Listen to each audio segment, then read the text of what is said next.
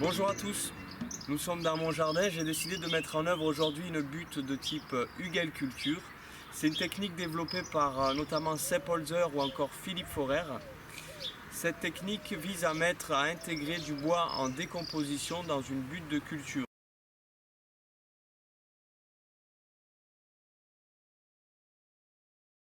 En fait, comme vous pouvez le voir, j'ai pu en récupérer. C'est du bois qui est déjà décomposé, en partie très spongieux, et il va pouvoir capter l'eau et la restituer lorsque les végétaux en auront besoin. Avant de commencer, ce qu'il faut bien savoir, c'est qu'il n'y a pas une méthode applicable partout, une seule manière de faire, c'est chaque cas qui est différent et on a plusieurs techniques aussi, plusieurs manières de faire en fonction du type de sol par exemple. Il ne faut donc pas prendre cette vidéo pour une liste exhaustive, c'est pas une vidéo qui va tout vous donner, je vais vous donner un maximum d'informations dans le temps imparti, mais je vous invite aussi à poursuivre vos recherches et vos investigations pour vous faire un avis supplémentaire sur la chose. La meilleure manière, c'est de lire plusieurs choses sur le sujet, de voir différentes sources pour comprendre davantage cette technique et les erreurs à éviter. Pour ma part, je me base mes recherches sur Sepp Holzer, sur Damien Decart, sur Philippe Forer, sur Franck Natier, sur Claude Bourguignon ou encore Robert Morez. Il faut savoir que l'objectif, ce que je recherche en priorité avec cette technique, c'est d'avoir la capacité d'hydrorétention que peut avoir le bois et donc de me restituer de l'eau pour pouvoir limiter au maximum l'arrosage. C'est ce que nous allons développer donc dans cette vidéo. Premièrement, ce qu'il faut comprendre, c'est que le bois, c'est de la lignine, c'est du carbone. Et le carbone, quand il se dégrade, quand il se décompose, il va consommer de l'azote et de l'oxygène. Or, si j'enterre ce carbone, ça peut être problématique parce que ça va prendre l'azote et l'oxygène de mon sol. Or, je sais que la vie et mes légumes en ont besoin. Est-ce que la nature enterre du bois? Oui, la nature peut enterrer du bois et de la matière organique, notamment avec les racines des plantes. Est-ce que c'est bon de faire ça? Ça peut être problématique, je viens de vous le dire. Donc qu'est-ce que je vais faire là dans ma butte? C'est que je vais prendre un bois qui est déjà décomposé, un bois qui est très spongieux et qui a été attaqué par les champignons. En fait, les champignons, ils vont avoir décomposé la lignine et il restera beaucoup de cellulose. Le bois aura attaqué la lignine, il y aura peu de carbone, moins de carbone et beaucoup de cellulose. Dans la cellulose, il y a un peu de carbone, mais c'est beaucoup moindre. Et du coup, j'aurai moins cette problématique de consommation d'azote ou d'oxygène. Parce que ce que je recherche, c'est pas que le bois il se décompose vite. Ce que je recherche, c'est sa capacité, je l'ai dit, d'hydrorétention pour qu'il prenne l'eau et la restitue. Quels sont les intérêts de mettre en œuvre cette technique? Il y a des intérêts, il y a aussi des inconvénients. Premièrement, ça va, je l'ai dit, renforcer la capacité de rétention en eau avec l'effet éponge. Si vous mettez deux buts à côté, vous pouvez créer un creux entre les deux qui renforcera aussi cet effet d'infiltrer l'eau et de garder l'eau entre ces deux buts. Vous pourrez aussi créer un microclimat. L'angle, la pente que vous allez y mettre, elle va permettre d'augmenter, de faire en sorte que la terre elle se réchauffe plus vite au printemps. Elle sera plus face aux rayons des soleils, donc elle va réchauffer plus vite et vous pourrez mettre donc plutôt les légumes qui ont besoin de chaleur au niveau de la terre dedans. Sepp Holzer conseille de mettre plutôt une pente de 45 degrés. D'autant plus, ça limite la compaction. Si vous faites une butte avec une bonne pente, vous aurez moins de compaction que si vous faites une butte plate. Et l'objectif, c'est pas d'avoir de la terre compacte, justement. Il faut que ça puisse respirer. Vous allez étendre aussi votre surface de culture. Si vous faites une surface de culture plate ou si vous faites quelque chose sur la même surface de bombée, vous voyez bien qu'on gagne de l'espace. Entre le plat ou le bombé, j'ai plus d'espace et donc plus de surface de plantation si j'utilise toute la surface de ma butte. D'autant plus, je me casserai moins le dos, par exemple, si je dois travailler.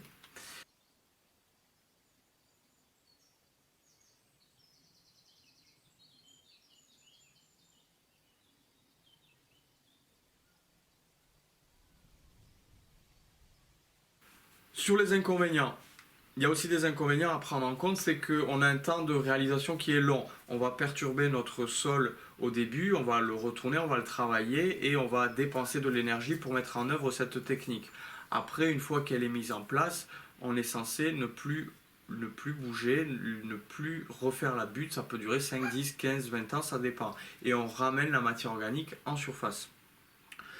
Autre inconvénient, c'est que si on s'y prend mal, on peut bloquer le sol, on peut créer des problématiques dans notre sol, créer de l'acidification, créer des problèmes d'oxygénation et en fait faire quelque chose qui ne fonctionne pas et ça peut être très problématique. C'est pour ça qu'il faut bien se renseigner sur le type de sol auquel on a affaire à la base. Si j'ai un sol lourd qui respire peu ou hydromorphe, saturé en eau, le fait d'enterrer le bois, ça va être problématique et ça ne marchera pas.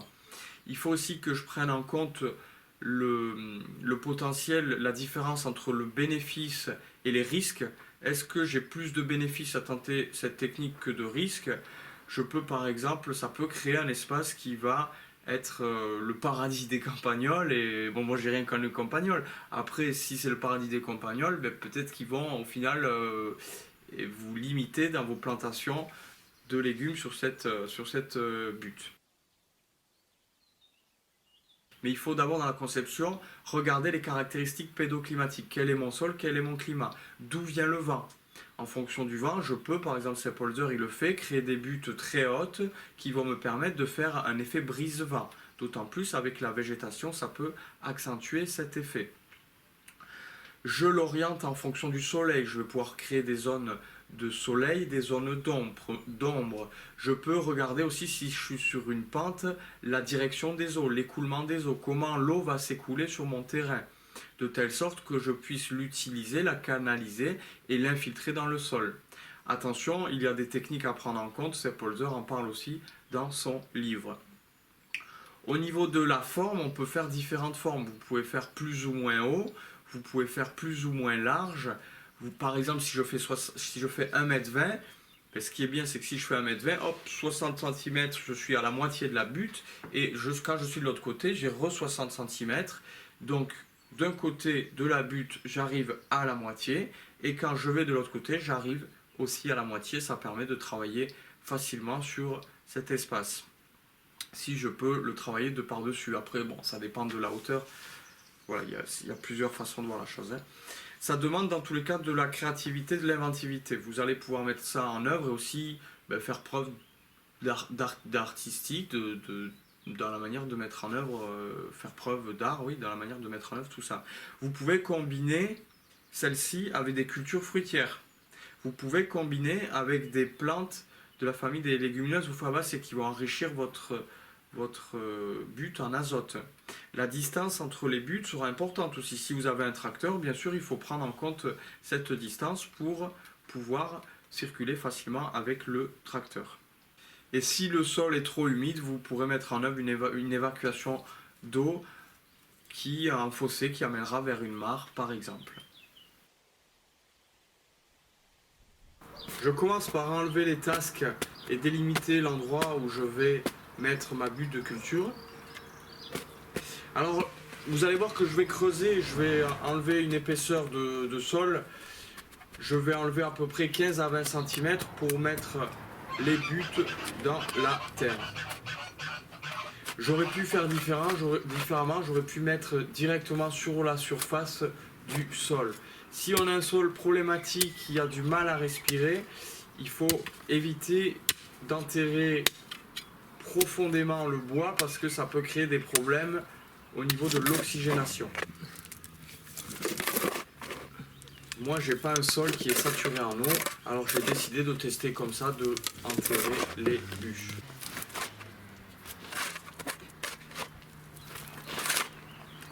On voit l'espace qui a été fait, 15 à 20 cm. Les tasques mises de côté, vous allez voir que je vais les réutiliser par la suite, elles vont apporter de l'azote. On a le fameux bois qui a très peu de carbone, qui est déjà bien décomposé. Le tas de terre, je l'ai mis sur une bâche, comme ça m'évite de salir ma pelouse. De l'ortie que je vais utiliser qui va apporter des nutriments et de l'azote. Et du fumier déjà décomposé qui a 3-4 ans là-bas. Je mets un peu de fumier sur le fond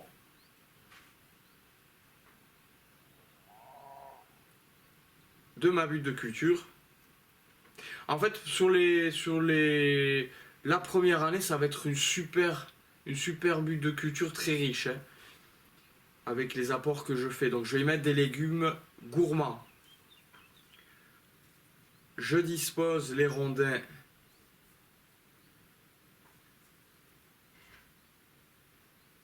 dans le trou. Si j'aurais voulu dépenser moins d'énergie, j'aurais même pas creusé, d'autant plus que le mettre en surface aurait été plus rapide. Là, je rajoute de la terre que j'avais en place et je mélange avec un peu de fumier. Il ne faut surtout pas laisser de poches d'air. Les poches d'air seraient dommageables pour les racines, pour l'implantation des racines. Après, la vie va faire son effet aussi et elle va travailler, la terre qui est entre les bûches, elle va être travaillée par la vie aussi, par les vers de terre. Hein. Mais je fais en sorte de laisser le moins d'interstices. J'y intègre aussi de l'azote. La première année, s'il y a du carbone qui se décompose là, il va pouvoir bénéficier de cet azote et mes plantes aussi pourront en bénéficier.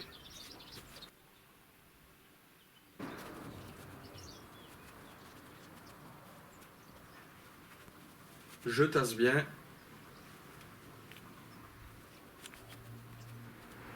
À la pelle, ça rentre bien dans les interstices.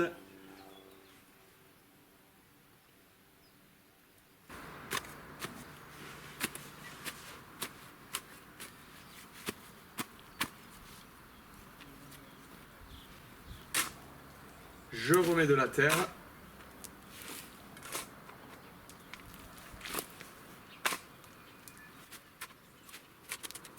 Mes rondeurs dépassent à peine du niveau du sol. Hein. Recoup de fumier.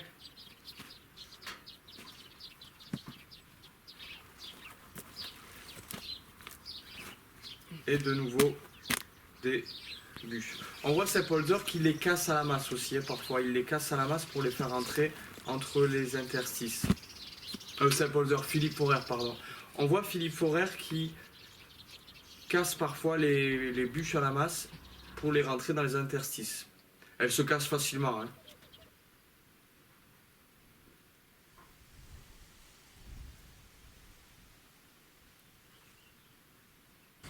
Je peux y mettre aussi du petit bois.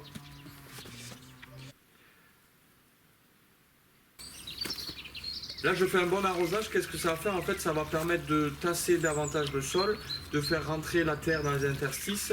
Et aussi, si votre bois n'est pas humide, il faut veiller à l'humidifier pour pas qu'il prenne toute l'eau de votre terre, de votre butte.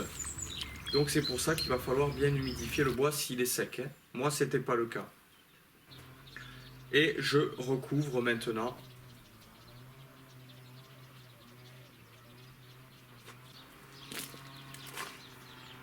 Terre en place et fumier.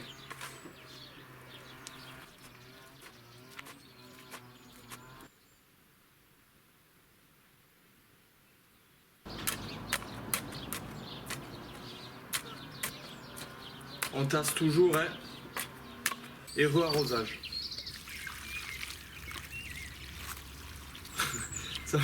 ça fait un peu recette de gâteau.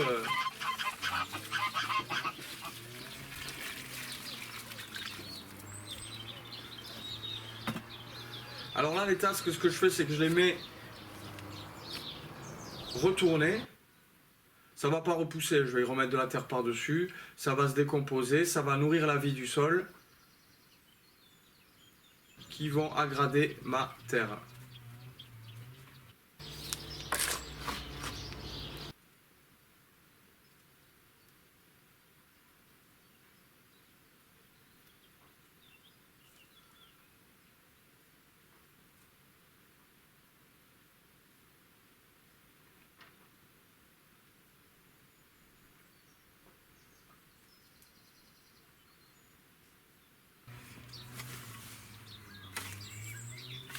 J'ai envie de faire un test, du coup faire une super butte fertile Alors j'avais des déchets d'ortie, j'ai décidé de les mettre dans la butte et je recouvre de terre. Ils vont aussi se décomposer au cœur de ma butte.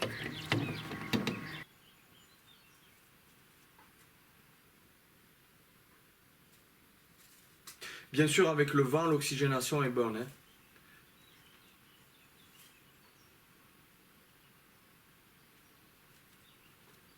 Attention, si c'est trop venté, vous pouvez avoir des problèmes par contre d'assèchement.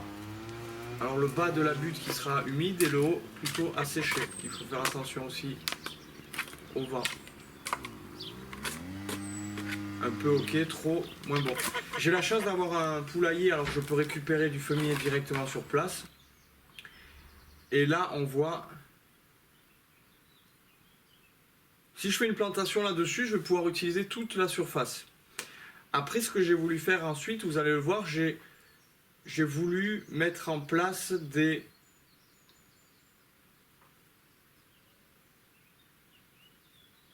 rigoles sur les côtés. Alors là, on plante directement après. Comme ça permet que les racines prospectent bien la terre et vont profiter que la terre soit meuble pour bien s'infiltrer.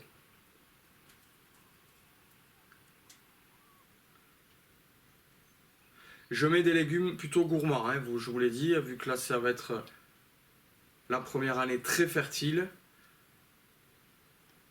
Tomates, poivrons.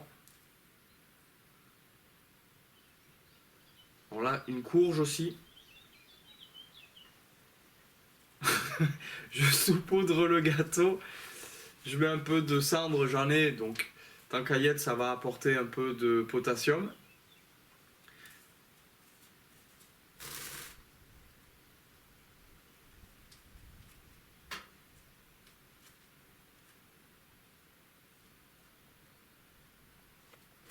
Là, en fait, dans mon jardin, quand je taille, j'utilise la cisaille pour recouper les morceaux plus petits et je peux le mettre directement sur le sol pour le protéger. Là, c'est ce que je vais faire. Ma hugelculture, je ne laisse pas la terre apparente.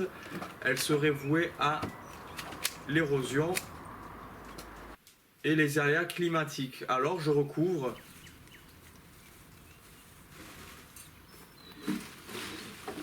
et mets ça directement sur le sol.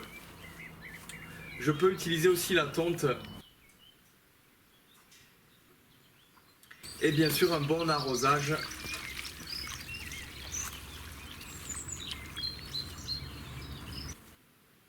Ce que j'ai fait aussi, c'est que j'ai mis en place par la suite, j'aurais pu le faire avant, mais je l'ai fait après. J'ai décidé de mettre en place des rigoles sur le côté. Comme ça me permettait de pouvoir rehausser d'autant plus la butte, d'être sûr d'avoir une bonne oxygénation de mes rondins. Et quand je me mets dans cette tranchée, je suis encore mieux à hauteur pour travailler sur ma butte de culture.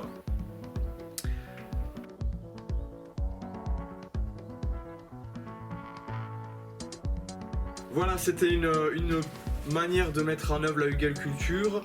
On est encore dans les recherches et les expérimentations. On peut voir des projets qui ont l'air de fonctionner sur le sujet. Je vous invite dans tous les cas à chercher vous aussi, à creuser davantage pour comprendre davantage cette technique avant de la mettre en œuvre chez vous. Je vous invite, si vous voulez enrichir cette vidéo, à mettre des commentaires, des liens. Et voilà, merci pour ça. Je vous dis à bientôt. Au revoir.